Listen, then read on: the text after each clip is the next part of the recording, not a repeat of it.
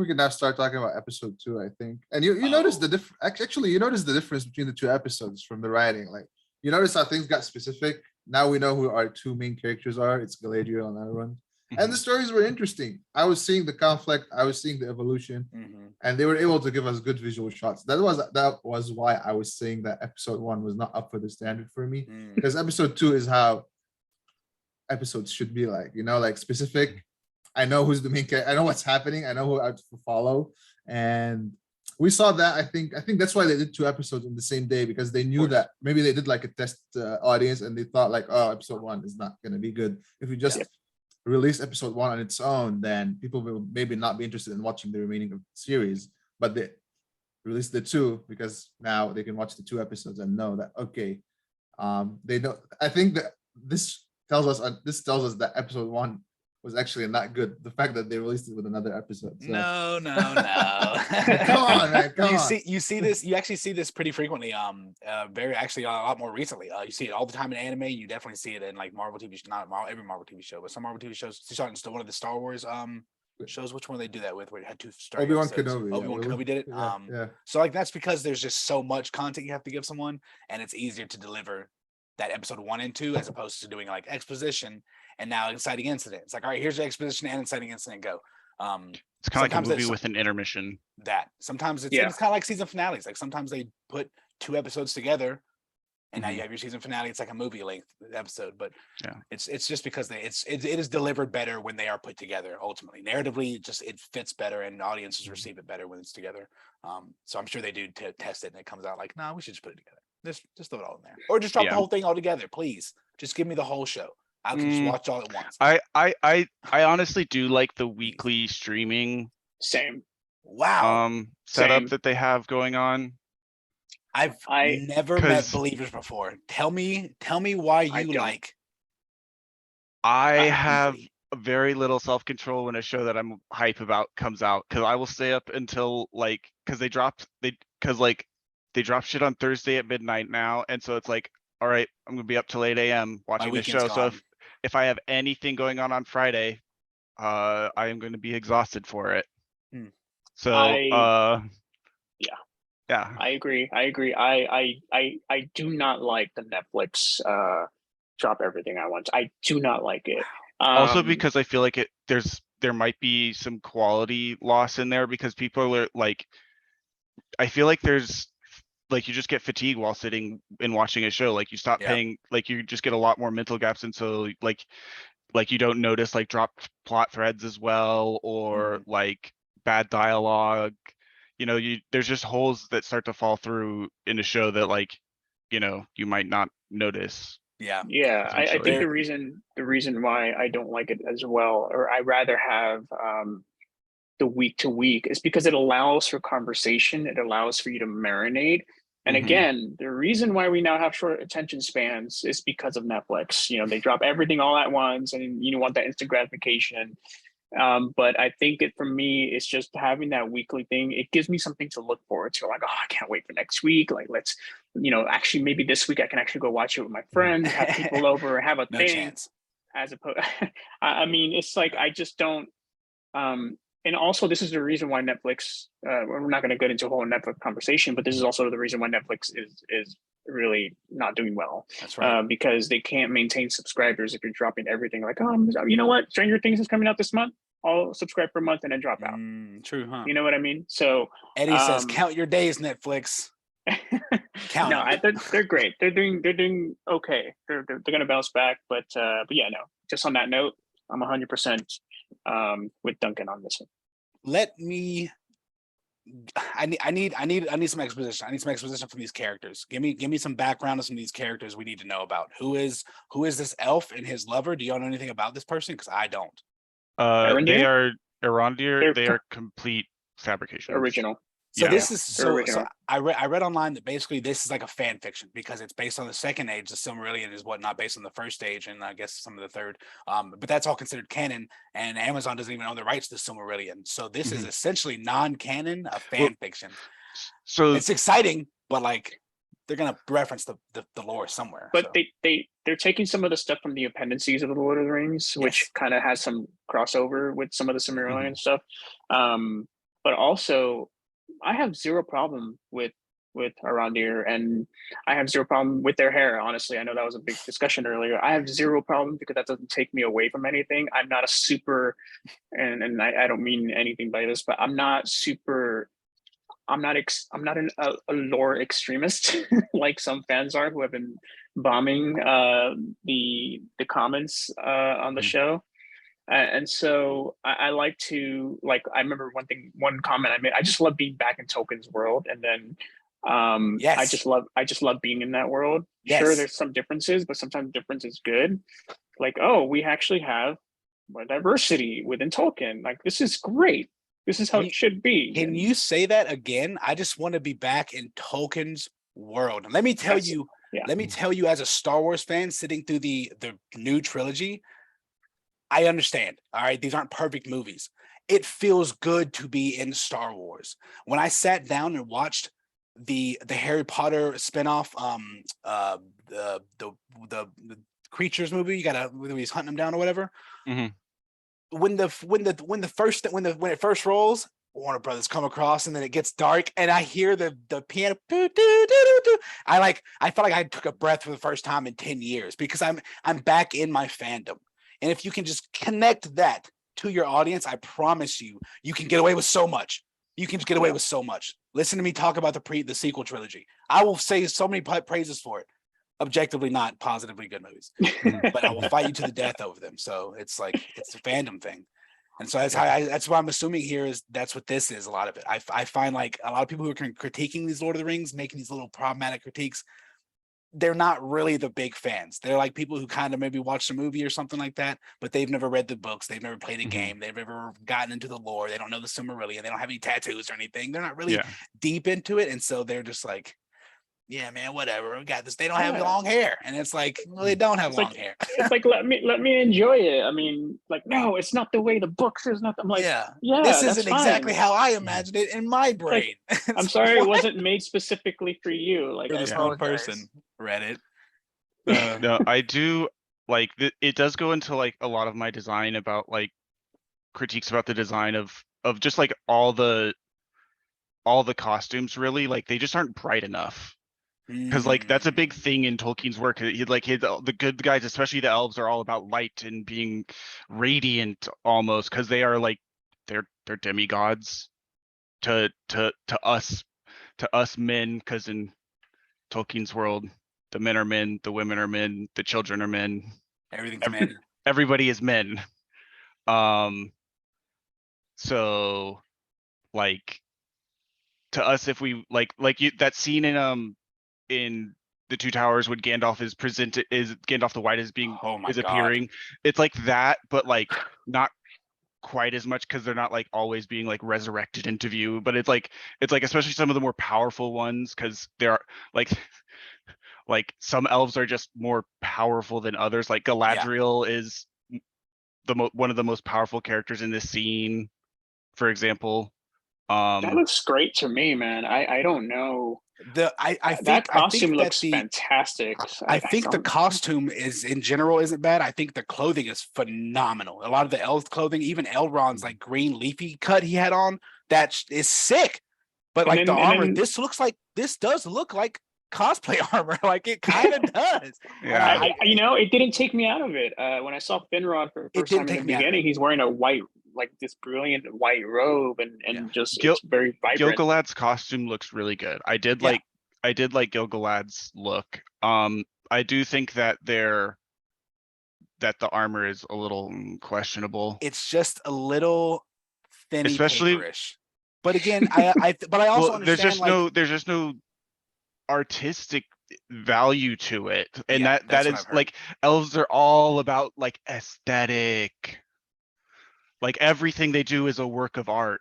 That's because the elves because they can take literally hundreds of years to make everything perfect. Yeah, the clothes were stunning. Every time I saw an elf on the screen, I was like, wow, they are dripping right now. But I think the armor is one of the. It's just the armor and weapons were lacking. But I also understand, like right here, like I fully understand that this scene is the only time this armor is going to be seen. In fact, I guarantee it.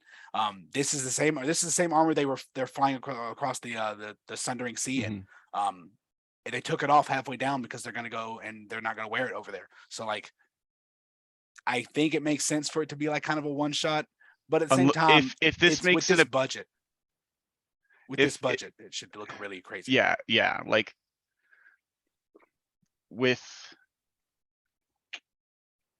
if they go where I think they're going with this story, we're gonna see a lot more elves in armor. Yeah. And so if it all looks like this, I'll be very disappointed. I don't think it will, because they're very they like to change things around too. So I don't think it will. Yeah. Hopefully. But all right. So what did y'all think of the dwarfs? Loved them. Loved them. Khazad-dûm was an amazing place to be in. Yes. It was so gorgeous. I was on a whole adventure. The last time I was at Khazad-dûm, we were running from a Balrog. So like to see it so decrepit and beat and horrifying, and to now see it in what it actually looked like, that's one of my favorite ways to display. I know that's one of my favorite ways to display like a narrative world building, is to show me, start me out in the decrepit thing, and then take me back. If you want to give me a flashback, show me what I could have had. That's how you make an audience invested in something. Take away. It's like if you have an audience, you have a major favorite character, and you kill that character off, audiences are gonna go crazy. Why? You took something they loved. Okay, what happens if you show a character who they really like, but you show a tragic backstory? They're invested in that character. Why? Because it shows what they could have had, and you're taking that away from them. It makes the audience invested. This is one of my favorite ways to world build. Show me the broken down stuff and show me what it looked like previously. Oh, I want it to be that. I want something from this story you're telling me. I'm invested. I'm involved. Yeah. And I'm bringing up the scene. I don't really have anything to add to that, other than like, it's just, I just love how they were exemplified. Like they exemplified the very dwarven sort of nature, and then their entire representation of what living in the mountain looks like. And I love how they presented that. And I mean, Elrond, obviously, he says a Quenya word. I forgot the meaning of it, but it's basically like an exclamation of like, "Oh my god!" Like, this is amazing. Oh yeah. So I like that they had like the mirrors that were like shining the light. That's how they keep the plants growing in there. And I was like, oh, wait a second. That's what Frodo saw when he looked in. If you haven't seen the extended edition, there's a scene where they're in Khazad-dûm rolling around, and Frodo looks down into like a pit, and it starts shining, and he's like, what is that? And it's like, it's mithril. It's the mines that were mithril. They dug too deep though. Didn't listen to the women.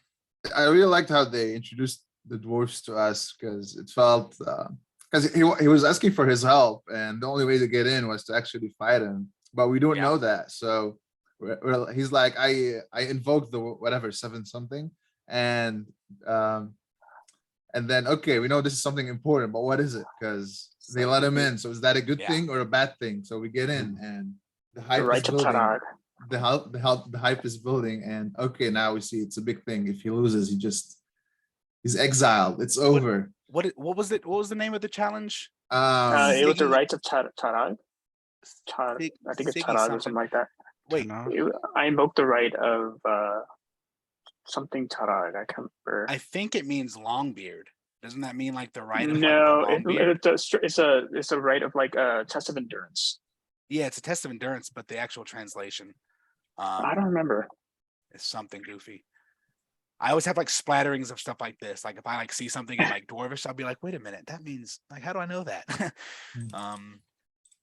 Yes, Duncan, break out the ancient text. Duncan's gonna break out the Sigan Tarag. There we go. Sigan Tarag. Yeah, no, Longbeard. There you go. Yeah. Sigan Tarag. Yeah, it is Longbeard. Yeah. Longbeard. Let's go. Like, how did you know that, Mac? I told you. I just read this stuff like Arabish, like when we were doing the Mandalorian, and I would like I couldn't help myself. I just automatically like, that means like food or something. And I'm like, oh wait, why do I know that? And it's like, well, because I retain information I don't ever need to have access to or need. I'll never in my life run up on Elvish in my life, and if I do though, The interesting part about the dwarf, how like after he lost, we think like, oh, it's over, you know, he's done, like it's over. And then, you know, sometimes the best way to get what you want is just to talk to someone. Yeah, that's it. Like that's really it. Sometimes that's all you have to do. Just well, Aaron is literally known for that. Like he's known. That's like his trademark. Yes. He's so diplomatic, but there's more of a layer to this one because they're actually friends in this case. I was actually really surprised that the dwarf, she did not have a beard. I believe. Oh yeah. I had no reason to not believe they didn't have beards. They even references in the text like, yeah, they kind of do look very similar. I mean, they do still look similar, but well, so maybe everything was joking. All the Hobbit and Lord of the Rings were written canonically, like they exist in the Lord of the Rings universe. They're called different things, but and the Hobbit and Lord of the Rings were written by hobbits, and the Silmarillion was written by elves. Yes. And the description of dwarves and like, you know, like that scene in the extended edition of Lord of the Rings where Gimli's like, they're like, they look quite similar, and some people even think that we just like spring up out of holes in the ground. That description is from the Silmarillion, and that's written by elves, because elves are really just racist. Like they're just extremely racist. Like they look at the race of men like kind of like dogs. Like, you know, you know, like you might have like, you know, you might have like a dog that you love, and then like they might have puppies, and you know those puppies will grow up and they're super cool and they remind you of the dog. That's kind of the elvish relationship. Like they're like, your dad was super cool. His name was Hurin, so I'm gonna call you Turin. Turin and Durin and Burin. The crew's all here. What do y'all think of the wife of the dwarf? Loved her. Super, she was fantastic. That was a great dimension to the story. Like how she's like an obstacle to someone, but also a supporting for the other. That's a good dimension in screenwriting. That's what I'm saying. Like episode 2 had a different.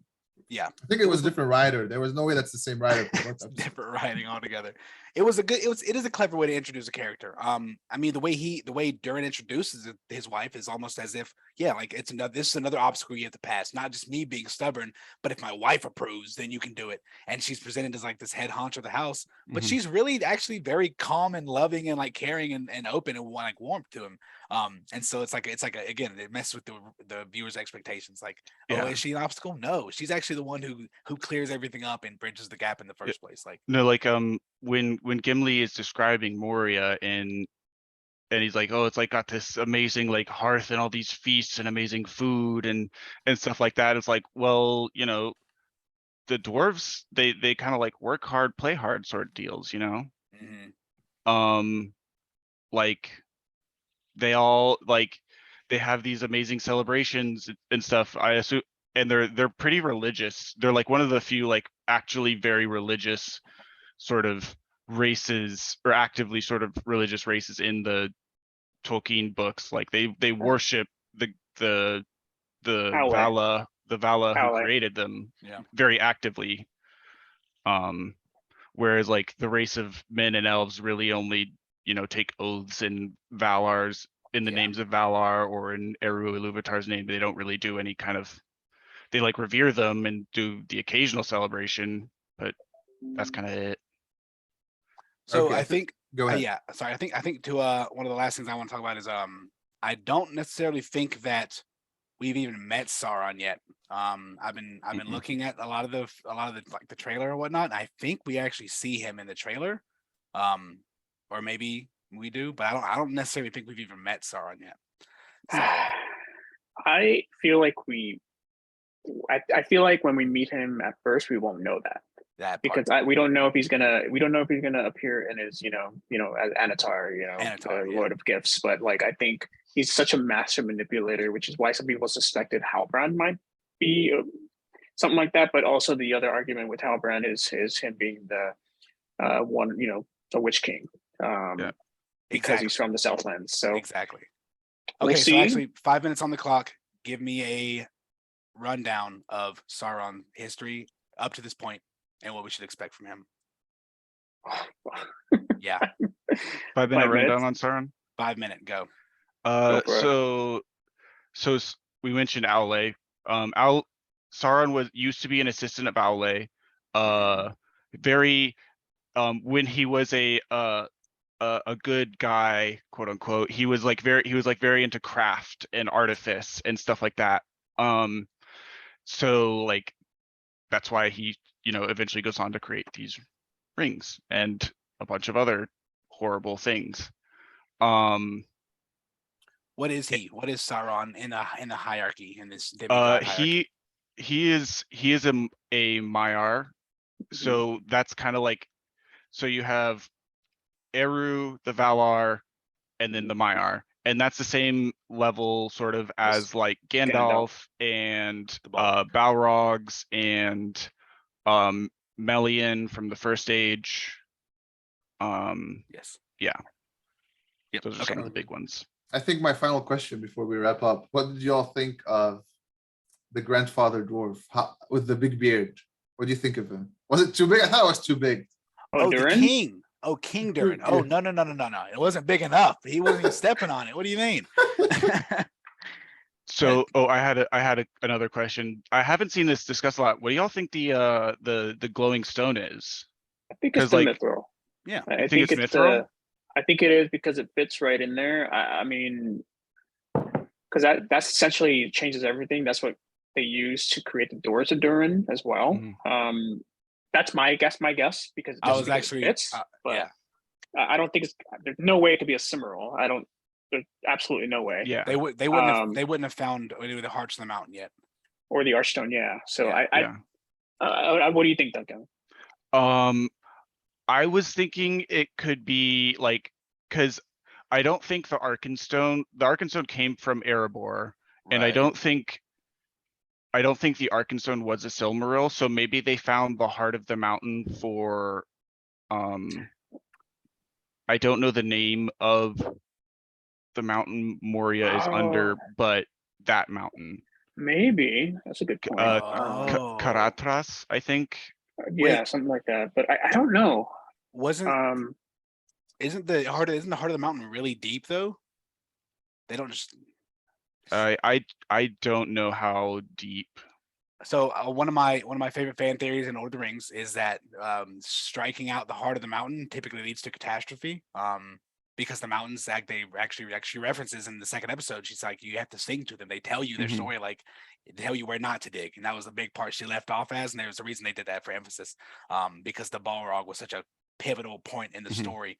By the way, Halbrand can also be a Balrog. He might eventually be one. That's another thing. Like people sometimes just miss.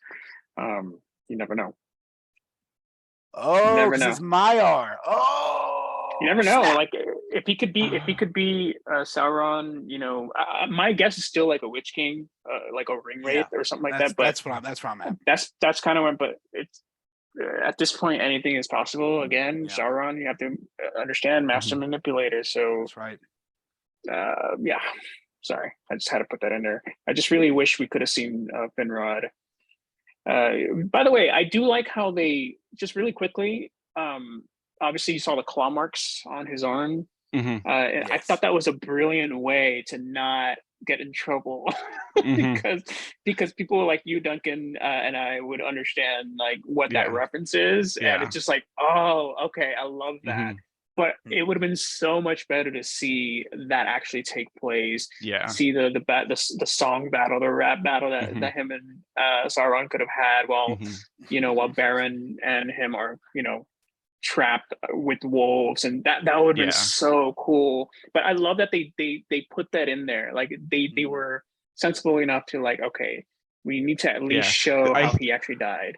Yeah, I think they're gonna do a good job of like hinting at Silmarillion stuff without saying anything, so that they can avoid getting in trouble. Yeah, it's like Morgoth and Gullion, and that fans will notice. Yeah, like when the trees went out, they didn't show Gullion. And they did a good job of animating like the description of how Morgoth. It wasn't like he just stabbed them and they just kind of died. It was like a poison entered them, and because Ungoliant's a spider, and she did her spidery things, bite, inject poison, suck out the good stuff inside, and yeah. And they did a good job of like representing that. Like Valinor was very good. I love that. Yeah. I don't think I have any final thoughts. I think that was it. I just really wanted to see Finrod fight Star because that was such an epic battle. I'm really excited for the show. I'm usually very pessimistic about TV shows. I have very high standards, and I get disappointed or lost bored very easily. Not lost, I get bored very easily. I mean, I'm like, there's like 5 shows I'm watching right now. And this is one of them. This is now the next one. And unfortunately, Andor comes out soon. So yeah, I want to talk to you about Andor. I'm like, nothing I can do about that. I'm in there. I'm like, bro, how are you gonna handle all of this? You have She-Hulk, House of the Dragon, Lord of the Rings, Andor. I don't know. Do my best. Can't wait to watch Andor. It's gonna be so good. All right, and my final take would be that, guys, most of the times when you were talking, I wasn't understanding a single thing because I haven't read the books. Good. I haven't read the books. I didn't watch The Hobbit. I watched The Lord of the Rings only. And I think that's an interesting thing because we have a different background. And before we watch this story, this is why when I see the evolution of the characters, I see it differently than how y'all see it. So it makes me feel differently. And I'm part of the audience that they are going after too, because not everyone have watched or read everything. So exactly, a good diversity in the discussion. So thank you all so much. That was really good. And I feel we covered a lot, and we'll try to keep it up every week. I know it's going to be hard, but we'll see. Thank you so much, everyone. Yeah. All right. Take care.